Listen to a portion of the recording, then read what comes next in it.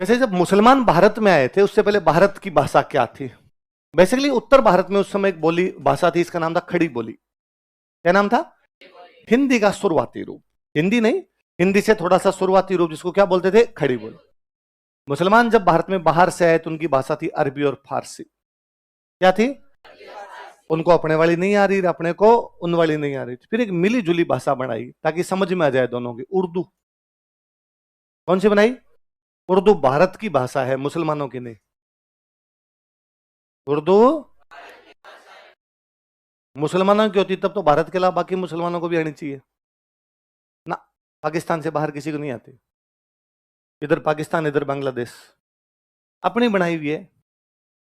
इसलिए उर्दू में शब्द तो है अरबी फारसी, सॉरी शब्द तो है अपने हिंदी जैसे, लिखने का तरीका अरबी फारसी। लिखते उल्टा है भाई। अपने हिंदी कैसे लिखते हैं? इधर से इधर, उसमें बाद में इधर से इधर लिखेंगे, उल्टा लिखते हैं जैसे अरबी फारसी लिखते हैं। पर वर्ड्स खूब सारे किसके हैं? अपने हिंदी के, संस्कृत के, भारतीय भाषाओं के वर्ड मिलेंगे। कुछ अरबी फारसी मिलेंगे और खूब खूब सारे वर्ड ये मिलेंगे। इसलिए हिंदी में खूब सारे उर्दू के वर्ड मिलते हैं। तो हिंदी और उर्दू लगभग एक साथ डेवलप हुई। इसलिए जब आप पूरे दिन हिंदी बोल रहे होते हो तो आप 50% उर्दू बोल रहे होते हो, और यदि कोई उर्दू बोल रहा होता है तो आधे से अधिक हिंदी बोल रहा होता है। आपसे नहीं बोला जाता कि आज मेरे मेरे मित्र की प्रतीक्षा की। आप कहते हो मैंने दोस्त का इंतजार किया। दोस्त और इंतजार दोनों उर्दू है। आप कभी नहीं कहते कि मैंने समाचार पत्र का वाचन कर लिया है, अखबार पढ़ा है। अखबार तो उर्दू है। आप कभी नहीं पूछते किसी से कि मित्र आज क्या तिथि हो गई है, या आज क्या दिनांक है। आप उससे पूछते हो कि आज क्या तारीख है। तारीख क्या है? तो आप सारे दिन क्या बोल रहे होते हो? उर्दू ही बोल रहे होते हो आप। तो ये दोनों, तो ये साहित्य पर प्रभाव आ गया। उनकी भाषा के शब्द अपने में अंदर जा रहे हैं, अपनी भाषा के शब्द उनके अंदर जा रहे हैं। यही तो इंडो इस्लामिक मिली जुली कल्चर है। जैसे स्थापत्य, अपने यहाँ पे गेट ऐसे बनते हैं। यही तरीका होता है। कोई गेट देख लो, अपना घर का गेट देख लो, दो पिलर खड़े किए, लेंटल लगा दिया ऊपर, है ना। अपने इसको बोला करते थे इंग्लिश में लेंटल, हिंदी में कहते हैं सहतीर। क्या बोलते? बाहर से जो मुसलमान आए थे वो थोड़े स्टाइलिश थे इस मामले में। उन्होंने गेट इस प्रकार के बनाए। इंग्लिश में कहते हैं आर्च, हिंदी में कहते हैं मेहराब। क्या कहते हैं? अभी भी स्टाइल है। आज भी आपको जो विधानसभा देखने के लिए जाइए कभी राजस्थान की, उसके सारे गेट इसी स्टाइल में बने। बाकी छोड़िए, शादी का टेंट लगाते हैं, उस टेंट का मेन गेट देख लीजिए, कभी भी इसी प्रकार से बनाएंगे। और भी भारत की बिल्डिंग्स के गेट आपको ऐसे मिल जाएंगे। तो अब ये मेहराब था उनका तरीका, ये अपने वाला तरीका था। फिर दोनों चीजें मिली, थोड़ी चीजें उनकी आई, थोड़ी चीजें अपने आई। तो उस समय की जो भी मुसलमानों के आने के बाद की बिल्डिंग्स है, उनमें दोनों चीजें दिखाई देती है अपने को। स्थापत्य कुछ विशेषता मुसलमानों की है, स्थापत्य कुछ विशेषता किसकी है? हिंदुओं की। शुरुआत में ऐसा दिखाई देने का एक बड़ा कारण यह था कि मुसलमानों ने शुरुआत में जितनी मस्जिदें वगैरह बनाई वो यहाँ की बिल्डिंग्स को तोड़ तोड़ के, जैसे संस्कृत पाठशाला को तोड़ के मस्जिद बनाएगी। तो अब तोड़ने का मतलब यह था कि दीवारें तो पड़ी रहने दो, छत उड़ा दो। तो दीवारें वो की वो पड़ी है, दीवारें तो रख ली, छत उसकी उड़ा दी गई। छत उड़ा दी तो अब छत उड़ा के उसका गेट वगैरह चेंज कर दिया गया।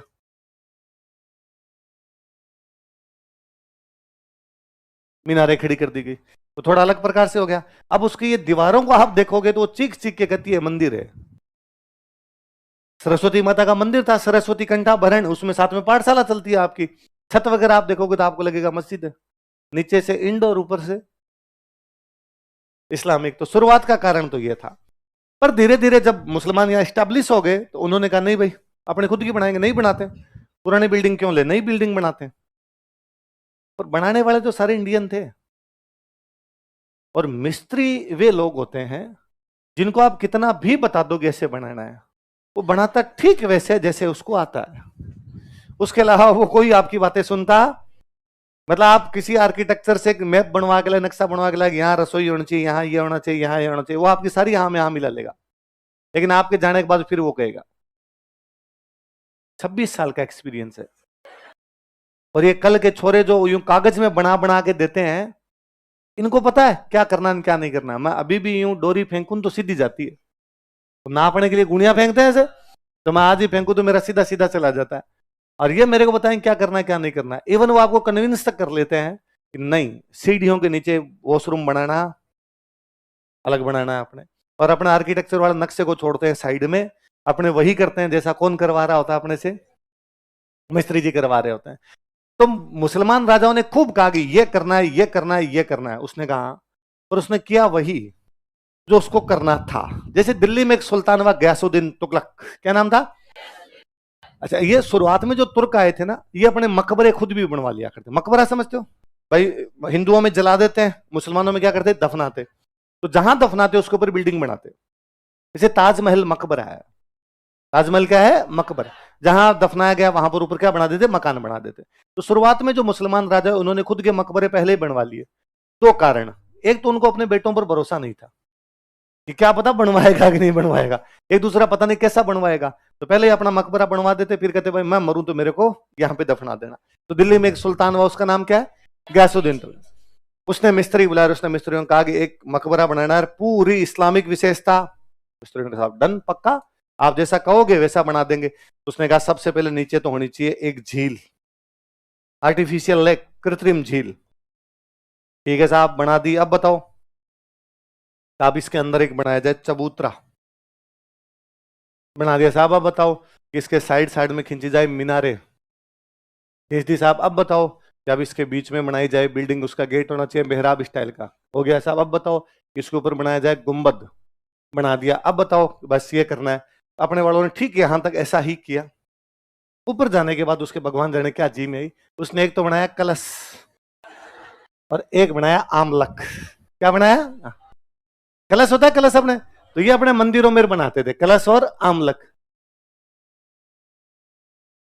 मुझे कई बार, अब गयासुद्दीन तुगलक का मकबरा पढ़ते हैं, आप पढ़ाते तब कहते हैं कि गयासुद्दीन तुगलक का मकबरा हिंदू तथा इस्लामिक दोनों विशेषताएं रखता है। वह नीचे से ऊपर तक इस्लामिक विशेषताओं का है, लेकिन उसके शीर्ष भाग में कलश तथा आमलक बना दिए गए। तो मुझे लगता है गयासुद्दीन तुगलक ने नहीं कहा होगा बनाने हैं, मिस्त्री ने खुद ही बना दिए होंगे। गयासुद्दीन तुगलक ने कहा होगा हटाओ, उसने कहा रुको साहब, ये 15 मजदूर खड़े, पूछो फूट रहे लग रहे हैं नहीं लग रहे? और सबने कहा कि थू थू, ऐसे सुने हमसे तो पहले कभी भी बने। हम कई काम इसलिए करते हैं क्योंकि लोगों को अच्छे लगते हैं। तो उसने कहा भाई जब अच्छे ही लग रहे हैं तो रहने दो। तो दोनों विशेषताएं दिखाई देती है स्थापत्य में, इंडो भी और इस्लामी भी। शुरुआत में ऐसा दिखाई देने का कारण क्या था? बिल्डिंग्स तोड़ तोड़ के बनाएगी। बाद में ऐसा दिखाई देने का कारण क्या है? मिस्त्री सारे के सारे यहाँ के थे। तो साहित्य में भाषा पे प्रभाव देख लिया, स्थापत्य। दो चीज, संगीत और चित्रकला। कौन कौन सी? ये तो मुसलमानों ने सीखी भारत आके, क्योंकि इस्लाम कहता है कि संगीत और चित्र बनाना हराम है। नहीं तो गाना गाया जा सकता है ना चित्र बनाया जा सकता। लेकिन जब वो भारत में आए तो उनको लगा कि यार ये तो बड़े जोरदार है। अपने यहाँ शाम को ही सब लग जाते हरे रामा हरे कृष्णा। उन्होंने पूछा ये क्या? आपने कहा कि भगवान से मिलने का माध्यम है, ईश्वर राजी होता है। तो क्या झूल झूल के हरे रामा हरे कृष्णा क्यों करते हो? कि फ्रीक्वेंसी सेट कर रहे होते हैं कि भगवान से डायरेक्ट फ्रीक्वेंसी मिल जाए। तमाम दरगाहों में, किसमें? दरगाह, दरगाह समझते हो? दरगाह, तमाम दरगाहों में कव्वालियां गाई जाती है। मौला मेरे भर दे झोली मेरी, ये मोहम्मद दर से जाए ना तेरे कोई खाली, और सब झूल झूल गए। मोइनुद्दीन चिश्ती भारत के एक बड़े सूफी संत कह के गए कि संगीत अल्लाह से मिलने का माध्यम है। संगीत ही, हमने मुसलमानों को संगीत सिखाया। हमने कहा लो भाई साहब इधर आओ, हम बताते हैं आपको म्यूजिक में क्या मजा है। और चित्रकला, अपने ત્યાં अकबर आगे बादशाह बना तो अकबर ने कहा कि वे लोग जो चित्रों को पसंद नहीं करते मैं उनको पसंद नहीं करता हूं। मुसलमान राजा के मुंह से हमने ये कहलवाया। जहांगीर कहता है कि मेरे सामने यदि कोई पेंटिंग रख दी जाए तो मैं उसका पेंटर बता दूंगा बिना नाम बताए। यदि वो पेंटिंग अलग अलग लोगों ने बनाई है कि उसका मुंह अलग आदमी ने, हाथ अलग आदमी ने, कान अलग आदमी ने, तो मैं अलग अलग बता दूंगा कि मुंह किसने बनाया है, हाथ किसने बनाया है, कान किसने बनाई है, आंख किसने बनाया है। इसका मतलब चित्रकला में पारंगत हो गया। और क्या चाहिए? तो सीख लिया। तो संगीत भी सिखाया हमने। तो फिर क्या कोई बंदा जब चित्र बनाएगा तो उसके दिमाग में जैसे मान लो अपने यहां पर यह था कि अपने कपड़े अलग प्रकार से बनाते हैं, ऐसे मुगलों की बातें विशेषता है कि उन्होंने जब पेंटिंग में कपड़े बनाए तो उनमें कपड़े ट्रांसपेरेंट है। कपड़े कैसे? अब वो उनकी विशेषता थी, पर चित्रकला में ट्रांसपेरेंट कपड़े दिखाई देते हैं, तो ये इस्लामिक विशेषता।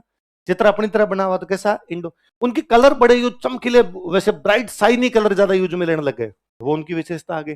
तो इंडो इस्लामिक कल्चर में सब जगह कल्चर के जो जो पक्ष होते हैं उन सब पे असर दिखाई दिया। जैसे आर्किटेक्चर में, जैसे साहित्य में, जैसे संगीत में, जैसे जब इंडियन हिस्ट्री पढ़ोगे, ये ज्यादा काम का इंडियन हिस्ट्री का है, वहां पर इन सब में लिखोगे कौन से चित्र में प्रभाव है, कौन से में नहीं, यहां पर अपने बात याद रख लेंगे, याद रह जाएगी।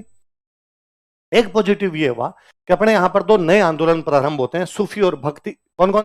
इस्लाम भारत में आने से पहले थोड़ा ज्यादा कट्टर है, जैसे कि वो संगीत चित्रकला इनमें किसी में भी विश्वास करते नहीं, यहां आने के बाद इनमें विश्वास करने लगे तो थोड़ा लिबरल हुआ और कट्टर हो गया। इस्लाम का जो लिबरल रूप भारत में आने के बाद में आया वो था सूफीज्म। कौन सा था? इसमें वो संगीत को भी मानते हैं, चित्रों को भी मानते हैं, यहाँ की हिंदू विशेषताओं को भी स्वीकार करना शुरू कर दिया। इस्लाम पर हिंदू धर्म का जो प्रभाव दिखाई देता है वो कौन सा है? सूफी। कौन सा है? दरगाहें बनी। क्या बनी? दरगाहें। संत आने शुरू हुए, सूफी संत आने शुरू हुए, उनकी पूजा अर्चना शुरू हुई। इसलिए दरगाहों में सब जाते हैं, हिंदू भी जाते हैं, मुसलमान भी जाते हैं। एक बार हो सकता है मस्जिद में कोई हिंदू सोचे कि भाई मैं क्या लाऊं मस्जिद में, मस्जिद तो मुसलमानों की है, पर दरगाह में ऐसा कौन सोचता है? अजमेर वाली दरगाह में जितने मुसलमान जाते हैं उतने पीर बाबाओं के, सब दरगाहों पे सब माथा टेक रहे होते हैं, सब पीर बाबाओं के हाथ के वो को ताबीज वाबीज बने हुए सब डाल रखे होते हैं। तो वहां पर वो एक लिबरल रूप आ गया, वो भारत का रूप है सूफीज्म। हिंदू धर्म पर इस्लाम का जो प्रभाव दिखाई दिया वो था भक्ति। कौन सा था? भक्ति। दो चीजें। ये तो जब बाहर से तुर्क आए तो तुर्कों ने यहाँ पे मंदिर तोड़ने शुरू किए। जब मंदिर तोड़ने शुरू किए तो लोग बड़े घबराए शुरुआत के अंदर, अरे यार अपने तो ये मानते हैं कि मंदिर में भगवान है और भगवान सर्वशक्तिशाली है, सर्वशक्तिमान है, और उसका तो मंदिर ही तोड़ दिया, तो अब अपने पास तो कुछ बचा ही नहीं। उस समय के जो भी संत पुरुष थे, उस समय के जो भी समझदार लोग थे, उन्होंने लोगों को समझाया कि ना, एक मूर्ति के टूटने से हमारे धर्म को कोई प्रभाव पड़ने वाला, भगवान मूर्ति में नहीं है, घट घट में भगवान है, कण कण में भगवान है। घर में बैठ के दी राम राम राम राम कर लोगे तो भी भगवान राजी होंगे, उसके लिए किसी मंदिर जाने की या मूर्ति पूजने की आवश्यकता। आप तो मनुष्यता का पालन कीजिए, पशु पक्षियों का भी ध्यान रखिए, पेड़ पौधों का भी ध्यान रखिए, दीन दुखियों की सहायता कीजिए, माता पिता गुरुजनों का आदर कीजिए, परोपकार की भावना रखिए। ये भगवान की सच्ची आराधना है, और इसके लिए किसी मूर्ति को पूजने की आवश्यकता, किसी मंदिर बनाने की आवश्यकता नहीं। आप तो अपने घर के परिंदे में, परिंदा समझते हो, जहां मटके रखते थे पहले जगह क्या बोलते हैं? परिंदा। उसमें एक ईंट रख के अगरबत्ती कर दोगे ना, भगवान राजी है। आप तो अपने खेत में किसी खेजड़ी के पेड़ के नीचे 4-3 ईंटें यूं लगाइए, एक ईंट ऐसे, एक ईंट ऐसे और एक ईंट ऐसे, उसमें पूजा कर लीजिए, भगवान उसमें क्या हो जाएंगे। और आप अपने गांव में देखिए जगह जगह पालिये बना रखे, छोटे छोटे छोटे छोटे मंदिर बना रखे। और मैंने कभी पहले ही बताया होगा, मुझे बड़ा प्राउड फील होता है यार, कितने कितने वर्षों तक हमने हमारी कल्चर बचा के रखी। हमने एक पेड़ के नीचे 3 ईंटें लगा के एक किसी देवता की पूजा करनी शुरू की, और हमने अगली पीढ़ी को बताया कि ये अपने देवता है, फिर अगली पीढ़ी को बताया अपने देवता है। 1000 साल बीत गए उनको, आज भी हम उन देवताओं की पूजा करते हैं। मैं और देखता हूं कि आज भी जब कोई नई शादी होती है, नई बीननी आई, अगले दिन ही कहते हैं बीननी को धोख लगवाते हैं। क्या कभी सुना आपने कि बीननी की धोख के लिए अयोध्या गए, कि राम जी की धोख लगवा देते हैं? या किसी ने कहा कि मथुरा वृंदावन की तो पक्की एक बार यात्रा करवा देते, बीननी नहीं आई है ना। पर बीननी को सुबह लगते हैं 7 बजे घुमाने के लिए, शाम की 7 कर देते हैं। गांव वाले क्षेत्रपाल जी, भोमियोसान, झुंझार जी खत्म नहीं होते, है ना। दूल्हा तो उस साफे में सिर दुखने लग जाता है, बीननी घूंघटे में अब मरूं हो जाती है।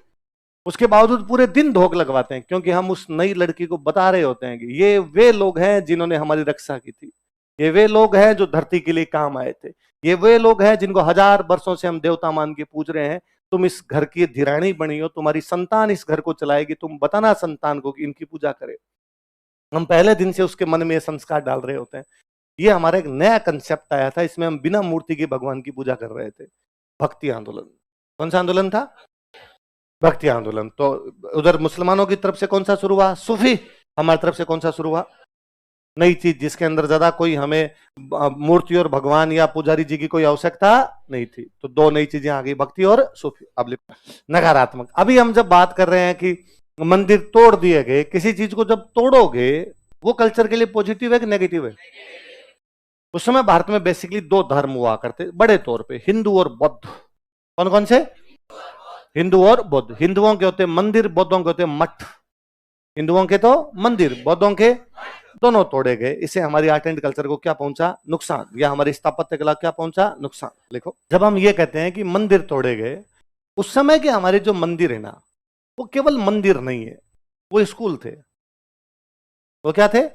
सरस्वती कंठाभरण नाम ही है उसका। वो मंदिर है सरस्वती माता का, साथ में उसमें क्या चलती है, स्कूल चलती है, गुरुकुल। क्या थे वो? तो जब आप कहते हो मंदिर तोड़ दिया, इसका मतलब आपने स्कूल तोड़ दी, इसका मतलब आपने एजुकेशन खत्म कर दी हमारी। तो सबसे बुरा नुकसान ये पहुंचा कि 700 से लेके लगभग 1800 तक, 700 से लेके एजुकेशन हिल गई अपनी। और लड़ाइयों के माहौल में व्यक्ति क्या सोचेगा, जान बचे या पढ़े? तो ज्यादातर ध्यान रक्षा पर ही रहेगा, डिफेंसिव ही हो गए, पढ़ाई के बारे में सोचा नहीं। 1800 के बाद जब अंग्रेज आए तो उन्होंने लड़ाइयां तो बंद कर दी, स्कूल वापस शुरू हुए, पर उन्होंने अपनी एजुकेशन लगा दी। वो हमारे 200 बरस बीत जाने के बाद भी समझ नहीं आ रही। हमारे समझ नहीं आ रहा है कि वो जो पढ़ाई हम 12वीं तक करके तो हैं, फिर भी कुछ आता क्यों नहीं है, सीखे क्यों नहीं पढ़ाई के बावजूद भी। न तो कोई हाथ का काम आता है हमें, ना कुछ पढ़ के आए वो कहीं काम आ रहा है, उसका कहीं प्रैक्टिकल यूज दिखाई दे रहा है, ना कोई व्यक्तित्व विकास ज्यादा दिखाई दे रहा है। केवल एक किताब की, एक क्लास की कुछ किताबें हैं, उनमें कुछ नंबर, और अगली क्लास, फिर एक साल में कुछ किताबें हैं, कुछ नंबर, फिर अगली क्लास, कुछ भी नहीं आ रहा।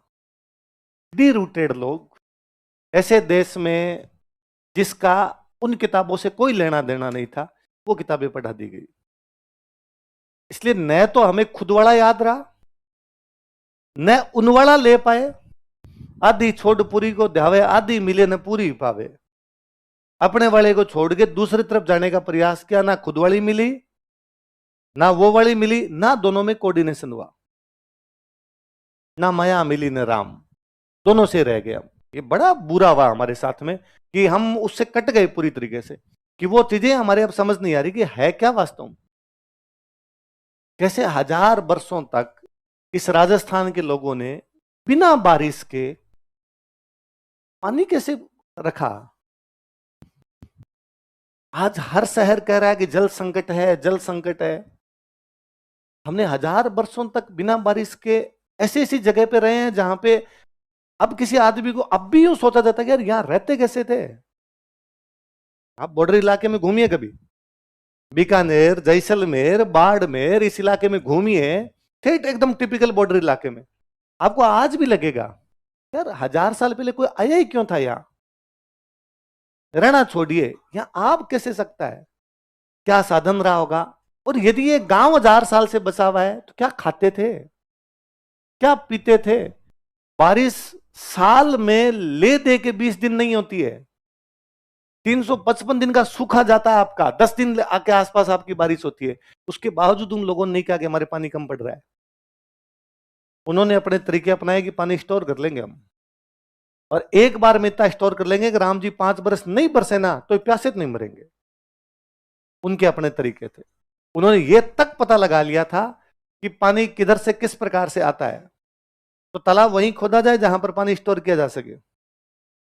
उन्हें वो रास्ते सब, उनके जल संरक्षण की विधियां। पालीवाल ब्राह्मण थे अपने जैसलमेर में, खड़ीन खोद की खेती कर गए थे। उस समय बरसात के पानी से खेती करनी सीख ली थी उन लोगों ने। आज हम कहेंगे साहब फलाने देश के अंदर इस प्रकार की सिंचाई पद्धति है, हम कर रहे थे, पर बीच में फ्लो ही टूट गया। हमारे वाली याद रही नहीं, आगे वालों को वो पता नहीं थी। 1857 की क्रांति के बाद में दिल्ली के अंदर महिलाओं के शादी के जो गीत है ना, वो यदि कोई नोटिस करे तो उन गीतों में एक गीत है, महिलाएं गीत गाती है शादी में कि फिरंगी नल मत लगवा दीजिए रे, फिरंगी नल मत लगवा दीजिए रे, हे अंग्रेजों नल मत लगवाना, टुंटी घरों में पानी के लिए नल प्लीज मत लगवाना। क्योंकि पहले हम तालाब खोदते, तालाब में पानी इकट्ठा करते, उस तालाब के पानी का प्रयोग करते। अब अंग्रेज आए, अंग्रेजों ने कहा तालाब पे पानी लेने के लिए जाने की आवश्यकता, हम आपके घर में क्या लगवा देंगे, नल। तो क्या लगवा दिया, नल। अब आदमी तालाब पे जाएगा ही नहीं, उसको ये भी तो नहीं पता ना अब तालाब को साफ कब करना है। जब आप तालाब का प्रयोग कर रहे थे तो आपको पता था कि हर साल में एक बार तालाब की क्या होनी चाहिए। तब आपको यह भी पता था कि तालाब में गंदगी आ जाए, इसके बचने के लिए क्या करना चाहिए। हम ये तक जानते थे कि कौन से पौधे तालाब के अंदर लगाए जाए जो गंदगी को सोख ले। तालाब में पेड़ लगा लगा के रखते हैं। यार ये कुछ पौधे होंगे जो गंदगी को अपनी तरफ लेके जाएंगे, तो तालाब का पानी एकदम साफ रहेगा, नीचे बैठ जाएगा, ऊपर से एकदम साफ पानी आएगा। हम ये जानते थे कि इतना इलाका तालाब का है, इसमें चप्पलें लेके नहीं जानी है। अब जब उधर तालाब की तरफ जाना बंद कर दिया, क्योंकि मुझे पता है मैं तो सुबह जैसे ही खोलूंगा मेरे तो नल आ जाएगा, तो धीरे धीरे तालाब भरने लगा, गंदगी भरने लगी उसमें। 10-15 साल बाद में तालाब खत्म हो गया। जब तालाब खत्म हुआ तो हमने एक काम और जोरदार किया, तो जमीन समतल हो गई, तो हमने घर बना लिया। हमने उन उन जगहों पे घर बना लिए जो पानी आने का रास्ता था। इसलिए हर शहर में बरसात के दिनों में घरों के अंदर पानी घुस जाता है, क्योंकि पानी अपना रास्ता कभी भूलता ही नहीं है। वो आएगा, उसी रास्ते से वापस आएगा, आपके घरों के अंदर आएगा। आपको तो हमारे घर में पानी आ गया ना, आपने पानी के घर में अपना घर बना लिया। घर पानी गए था, आप गलत जगह आके बैठ गए वहां पर, इसलिए वहां पे आ रहा है। अब अपने साथ दोनों समस्या है, बरसात ज्यादा तो पानी इकट्ठा, बरसात कम तो पानी है ही नहीं। न तो हम निकालना जान रहे हैं, ना हम स्टोर करना जान रहे हैं, क्योंकि उस व्यवस्था को हम भूल गए पुराने वाली को। नए वाली व्यवस्था इस प्रकार की है नहीं।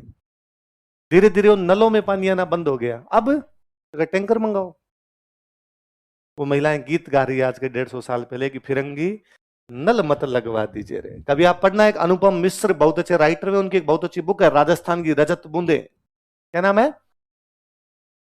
राजस्थान की रजत बूंदे नाम करके उन्होंने बुक लिखी। उन्होंने बताया कि राजस्थान एग्जाम्पल है पूरी दुनिया के सामने कि बहुत कम बारिश के दिनों में उन्होंने किस प्रकार बारिश के पानी को स्टोर करके अपना चला लिया था। उन्होंने अलग अलग देशों के एग्जाम्पल दिए, साहब उस देश में अपने से अधिक बारिश होती है, उसके बावजूद वहां पे जल संकट है।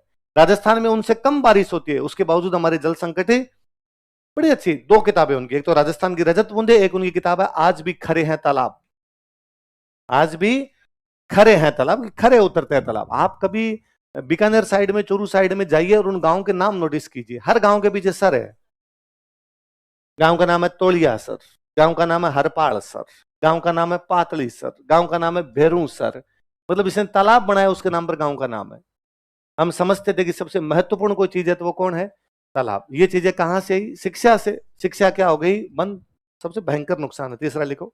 तो उन्होंने तोड़े बाद में। स्कूल कौन तोड़ता है यार?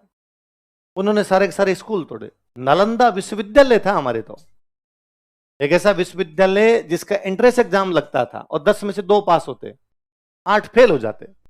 एक ऐसा विश्वविद्यालय इसमें आर्ट्स, कॉमर्स और साइंस अलग अलग कर रखी थी हमने उन दिनों में। एक ऐसा विश्वविद्यालय जिसमें रहने के लिए छात्रावास और प्रयोगशाला और पुस्तकालय तक बना रखे थे हमने। उन्होंने नालंदा की आग लगाई, अगले 6 महीनों तक नालंदा की आग नहीं बुझी।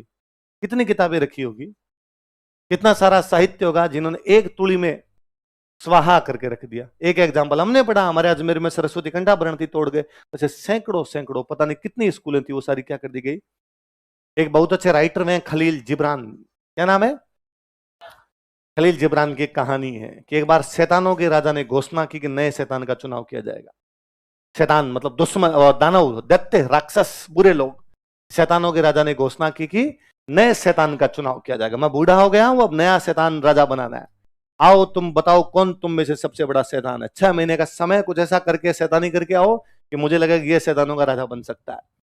6 महीने बाद एक शैतान आया, उसने आकर कहा कि मैंने एक पूरे गांव में आग लगाई, छोटे छोटे बच्चे आग में तड़प के मरे, मुझे मजा आया उस सब में। उसने आउट बार बार। एक दूसरा यार, उसने आकर कहा कि मैंने लोगों के कलेजे चीरे, उनका खून पी गया था मैं बाहर। एक तीसरा है, उसने कहा पता नहीं कितनी महिलाओं के साथ मैंने रैप किए, उनको फेंक दिया गया, बेच दिया गया, छोटे बच्चों को काट दिया मैंने, गले काट काट के लटका दिए मैंने नीम के पेड़ों पर। आउट, भाग जाए यहाँ से। एक चौथा यार, उसने कहा मैंने लोगों को पकड़ के पानी में डुबो डुबो के मारा इससे, और जब वो एक एक आदमी मर रहा था, तड़प रहा था, मेरी आत्मा खुश हो रही थी। भाग जाए यहाँ से, नहीं बनाएंगे तेरे को। एक पांचवा यार, उसने कहा कि एक गांव में कुछ बच्चे स्कूल जा रहे थे, मैंने उनको स्कूल जाने का रास्ता भटका दिया। एक गांव में कुछ बच्चे स्कूल जा रहे थे, मैंने उनको स्कूल जाने का रास्ता, और शैतानों के राजा ने कहा कि यह है नया शैतान जो तुम्हें शिक्षा से रोके। वो कौन है? तुर्कों ने ये किया, शिक्षा से रोका। बाकी सब चीजों की भरपाई की जा सकती है, मंदिर पुनः बनेंगे, संस्कृतियां पेड़ों के नीचे, खेतों में, खलिहानों में, गांव में बचा ली जाएगी। एजुकेशन कहां से लाएंगे? वो जो सिस्टम हमने इतने वर्षों से डेवलप किया था, वो वापस हम दोबारा कभी भी डेवलप नहीं कर पाए। आगे अंग्रेजों वाला सिस्टम आ गया, उसमें अलग प्रकार की चीजें आ गई। इसलिए हम डिरूटेड लोग हैं, जड़ों से कटे हुए लोग हैं। धीरे धीरे असर दिखाई देने लगा है जब आजकल हर तीसरा बच्चा कहने लगा कि मैं डिप्रेशन में हूं। भला राजस्थान के किसी व्यक्ति को डिप्रेशन कैसे हो सकता है? हमारे पूर्वजों के पास कुछ भी नहीं रहा होगा, पर डिप्रेशन तो फिर भी नहीं था। आप सोचो कि एक ऐसे माहौल में कोई व्यक्ति रहता है कि सुबह जब उठा है तो उसको यह पता नहीं कि मैं शाम तक जिंदा बचूंगा कि नहीं बचूंगा। डेली डेली लड़ाइयों में है, 1000 वर्षों तक वो तलवार लेके घूम रहा है, उसके बावजूद उसकी डिप्रेशन। एक परिवार की 3-3 पीढ़ियां एक साथ युद्ध में काम आई है। दादा मरा है उसी युद्ध में, बाप मरा है उसी युद्ध में, बेटा मरा है उसी युद्ध में। अब अगली पीढ़ी के अंदर कोई बचा ही नहीं है, परिवार में केवल महिलाएं बची है या छोटे छोटे को 2-2, 3-3 साल के बच्चे हैं। उसके बावजूद उन महिलाओं में डिप्रेशन नहीं है। उन्होंने वापस उस 3 साल के बच्चे को अगले 10 साल तक तैयार किया कि खड़ा हो, दादा का, बाप का, भाई का, सबका बदला लेना है तुझे। उन महिलाओं ने वापस तैयार किया कि जा, वापस जा, धरती नहीं देनी है किसी को। न तो उन महिलाओं को डिप्रेशन आया, ना उन बच्चों को कभी डिप्रेशन आया, ना वो पीढ़ियां जो मर गई खप गई उनको डिप्रेशन आया। जिस देश में राम जी कभी 5 वर्षों में एक बार राजी होते हो, फसलें कभी 5 साल में एक बार होती हो, वहां के किसान को कभी डिप्रेशन नहीं है। आप अभी तक ही नहीं सुनेंगे कि अपने कोई किसान ने सुसाइड कर लिया हो। जबकि आप देश में बाकी जगह सुन सकते हैं इस प्रकार की चीज। राजस्थान वालों में रेर अपवाद स्वरूप अलग चीज हो जाएगी, पर जुझारू लोग रहे। प्रकृति ने हमें जुझारू बनाया कि तुम्हें मौसम नहीं दिया, तुम्हें बारिश नहीं दी, तुम्हें यहाँ पे धन धान्य नहीं दिया, तुम्हें अच्छी जमीन नहीं दी, भौगोलिक परिस्थितियां बहुत विपरीत दी। उन संघर्षों ने हमें तपाया और हम बहुत ज्यादा हुए। हम सीखे आसपास की चीजों से, ना साहब इन चीजों से बचा जा सकता है। क्या अजीब नहीं लगता कि पश्चिमी राजस्थान में जितनी सब्जियां बनती हैं उनमें से एक भी सब्जी नहीं है, फिर भी उन्होंने 1000 वर्षों में ऐसी ऐसी चीजों की सब्जियां बना ली जिनकी कोई कल्पना भी नहीं कर सकता कि ये भी सब्जी होती है क्या। उस घास फूस को भी हमने सब्जियों में कन्वर्ट कर रखा है। सांगरी सब्जी थोड़ी होती है हर कोई। अब सब्जी कैसे बोल सकते हो उसको? केर, तुम्बा, तुम्बा खाया हमने, तुम्बा। मतलब तुम्बे को पशु खा ले, पशु मर जाए, भाई साहब इतना खारा होता है तुम्बा। हमने उसकी भी विधि बनाई कि इस तुम्बे को सुखा के कैसे इसका अचार बनाया जा सकता है। आप केर, ये केर जो होते हैं केर, आप तो केर को तोड़ के 2 केर खा के दिखाओ, सीधे सीधे मर जाए। जहर है, जहर, वो इतना खारा होता है। पर हमने कहा कि ना, इसको छाछ में रखो 4-5 दिन, इसका नखरा झाड़ देंगे हम, चिंता करने की आवश्यकता नहीं है। और बाद में हम इसकी सब्जी भी बना लेंगे, बाद में हम इसका अचार बना देंगे, और अचार ऐसा बना देंगे कि 5 साल पड़ा रहेगा, खराब नहीं होगा। परिस्थितियों ने हमें बहुत कुछ सिखाया, यार ये भी किया जा सकता है, ये भी किया जा सकता है। किंकर होती है, किंकर, किंकर की लगती है पातड़ी। उन पातड़ियों का अचार डाल लिया कि इस पातड़ी का भी अचार डाला जा सकता है, इस पातड़ी का अचार डाल लेते हैं। वो डाल के खाने लगे। खींप होता है, खींप, खींप की लगती है खिम्पोड़ी, उन खिम्पोड़ी की सब्जी बनाई। फोगड़ा होता है, फोगड़ा, उस फोग का हमने प्रयोग कर लिया कि इसका भी कुछ ना कुछ तो यूज में लिया जा सकता है। आंकड़ा होता है, आंकड़ा, आंकड़ा जहर है, जहर भाई साहब। उस आंकड़े के फूलों का भी हमने कुछ ना कुछ यूज ले लिया कि ये भी कहीं ना कहीं तो काम आ ही जाएगा। जाड़ होती है, जाड़, उस जाड़ के वो पिल्लू लगते हैं, हमने उसको अंगूर बना लिया कि ना, खाने में मजा आएगा भाई साहब इसका। सांगरी सूख गई, सांगरी सब्जी बनी हो ठीक है, सांगरी सूख गई, हमने कहा खोखा है। दोनों जेब भरी, सारे दिन टावर बैठे बैठे खोके खाए। कितने वर्षों तक यार लोगों ने यूं रिसर्च किया होगा, यार ये काम आ सकता है, ये काम आ सकता है, ये काम आ सकता है। पर जब एजुकेशन ही बदल गई, वो सिस्टम ही चेंज हो गया, तो अब इस प्रकार की चीजें भी अपने को समझ में आती। आज भी हम उन्हीं पुरानी विधियों पर नया हम कुछ भी करे नहीं पा रहे हैं। तो ये इसके सकारात्मक प्रभाव भी हो गए और इसके नकारात्मक देखा होता है, तो अपने को समझ में आता है भाई क्या क्या चीज है। वागड़ियों के तुम्हारे धन धने अच्छा होता है। कितने वागड़ियों क्लास में, डूंगरपुर बांसवाड़ा कितने हो? अरे यार खूब सारे हो। चलो, पहले ना डूंगरपुर बांसवाड़ा के बच्चे यूं देखने को भी नहीं मिलते थे क्लास में। मैं यूं चाहता था कि भाई कोई जिंदा दिखे मेरे को, जिसको मैं टच कर सकूंगा, अरे तुम डूंगरपुर बांसवाड़ा के। क्योंकि ज्यादातर तो कोई आता था नहीं, कोई टीवी में डूंगरपुर बांसवाड़ा का सुना था, बाहर में पढ़ा था। फिर एक किसी बैच में मैंने यूं बोल दिया कि ये डूंगरपुर बांसवाड़ा वाले पता नहीं क्या करते हैं, पढ़ाई करने तो आते नहीं है, ये गुजरात चले जाते हैं, सबको बिजनेस करना होता है, उधर दिसावर जाके बिजनेस करते हैं, या ज्यादा उदयपुर आके छोटी मोटी तैयारी करके वापस चले जाते हैं। तो उस बैच में एक कोई लड़की थी, वो खड़ी, उसने कहा अरे सर ऐसे कैसे बोल सकते हैं आप, और हम डूंगरपुर बांसवाड़ा खूब सारे बच्चे हैं, 11 स्टूडेंट एक साथ आए हम, खड़े हो रहे, मुझे लगा तो हमने नाम ही निकाल दिया, डूंगरपुर वाली दीदी। और वो कोई पुराने बेच में आते थे, कोरोना से भी पहले का बेच या कोरोना के ठीक बाद का बेच था कोई, मैं भूल गया, कोरोना के ठीक बाद वाला बेच था कोई उसमें। मैं अभी बीच में उदयपुर गया हुआ था, एक मंदिर में गया हुआ, मैं मंदिर से वापस निकल रहा, 4-5 लोग मेरी तरफ आए, तो उनमें वो एक लड़की मुझे जानी पहचानी सी लगी, तो मैंने यूं देखा, सर नमस्ते, मैं डूंगरपुर दीदी, अरे मैं मगर आपका जो पुण्य प्रताप है, आजकल हर क्लास में जो वागड़ी भर भर के आते हैं, है ना, पाटीदार एंड उधर वाले वागड़ी, हर क्लास के पांड्यान हर क्लास के अंदर दिखते हैं। तो तुम कहते हो कि दोबारा हाथ खड़ा करना, अरे 15-20 कई झूठा ही कर दिया कि वागड़ियों की तारीफ कर रहे हैं, तुम हो ही नहीं तो, हैं तुम डूंगरपुर के पास क्यों, खेरवाड़ा, हाँ तो तुम भी खुद को वागड़ी मानते होंगे, वागड़ी बोल लेते तुम, हैं वागड़ी बोल लेते हो, तुमको भी आती है वागड़ी? हाँ, मुझे तो मेरे तो वागड़ियों का ऐसे लगता है जैसे कोई एक संदूक है, उसमें कुछ यूं रखा है, यूं घुमा दिया, ऐसे बोलते हो तुम आपस में, बोलते हो तो इतना जल्दी जल्दी जल्दी जल्दी बोलते हो। हमारी भाषा में कि हम पश्चिमी राजस्थान वाले बोलते हैं धीमे धीमे, ठहराव है एकदम, क्योंकि हमें कोई काम नहीं था। तो हमारे यूं महिलाएं तो बात करती है तो यूं करेगी, दावड़ो पपुडरा पापा, खींचती है, कोई काम धंधा नहीं, आराम से धीरे धीरे धीरे धीरे। तुम वागड़ियों को यूं लगता है अपने तो काम धंधा है, इसलिए तुम इतनी जल्दी ऐसे कर जाते हो, समझ में नहीं आता तुम्हारे वाला। चलो ठीक है, लेकिन पृथ्वीराज की कौन सी सांस्कृतिक, उस समय एक डिपार्टमेंट बना दिया था आर्ट एंड कल्चर का, किसका, 26 साल की उम्र में पृथ्वीराज की डेथ ही होगी, 26 साल की उम्र में तो डेथ ही हो गई थी। उससे पहले यार कितना इंटेलिजेंट था पृथ्वीराज की, उसको ये पता था आर्ट एंड कल्चर का डिपार्टमेंट अलग से होना चाहिए।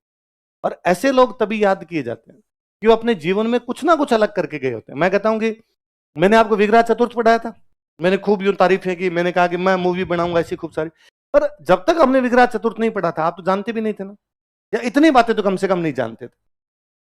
मतलब यदि कोई बंदा जब तक हिस्ट्री ना पढ़े वो विग्रह चतुर्थ के बारे में जानता, तो पृथ्वीराज को जानता है। वह आदमी भी जिसने किताबों के भी हाथ नहीं लगाया हो, हिस्ट्री छोड़िए, अनपढ़ हो, स्कूल ना गया हो, उसके बावजूद भी उसको पृथ्वीराज के बारे में तो पता है, जो कि पृथ्वीराज को मरे हुए 800 साल हो गए, 1192 में तो पृथ्वीराज की डेथ है, आज 2025 चल रहा है, 800 बरस बाद में भी यदि पृथ्वीराज की बातें की जाती है, इसका मतलब उस आदमी ने कुछ तो अपने समय में अलग किया था। उस अलग में एक ये भी है कि आज के 800 बरस पहले इन युद्धों के माहौल में उसने सोचा कि डिपार्टमेंट किसके लिए होना चाहिए। देखो, मैंने एक दिन पहले ही आपको बताया था कि पृथ्वीराज रासो अभी तक भी हिस्ट्री नहीं मानी जाती, उसने जो लिखी है वो बातें सच्ची है कि झूठी अभी तक भी एग्जैक्टली पता नहीं है, क्योंकि उसकी खूब सारी बातें असत्य सिद्ध हुई है।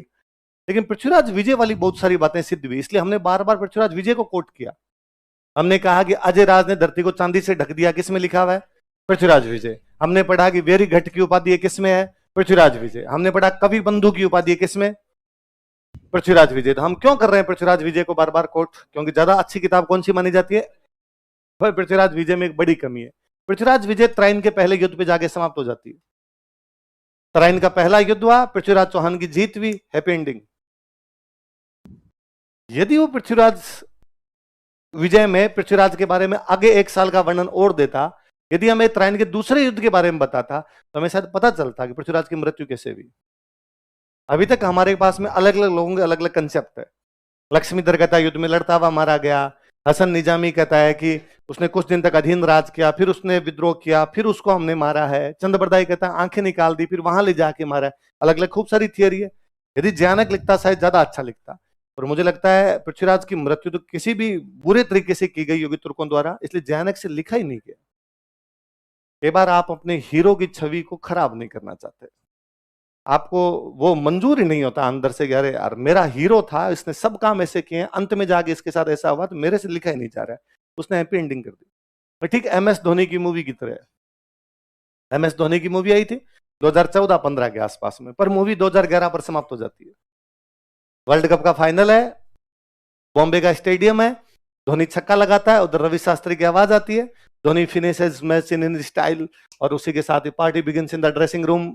मूवी क्या हो जाती है, आगे वाला वर्णन नहीं बताया हुआ, बस हैप्पी एंडिंग। यहां पे धोनी रन बना रहा है, यहां तक आगे नहीं बनाए, खत्म करो अपने को। तो वैसे कैसे पृथ्वीराज विजय 1191 पे जाके क्या हो जाती है, समाप्त। बाकी ज्यादा अच्छी किताब ये है।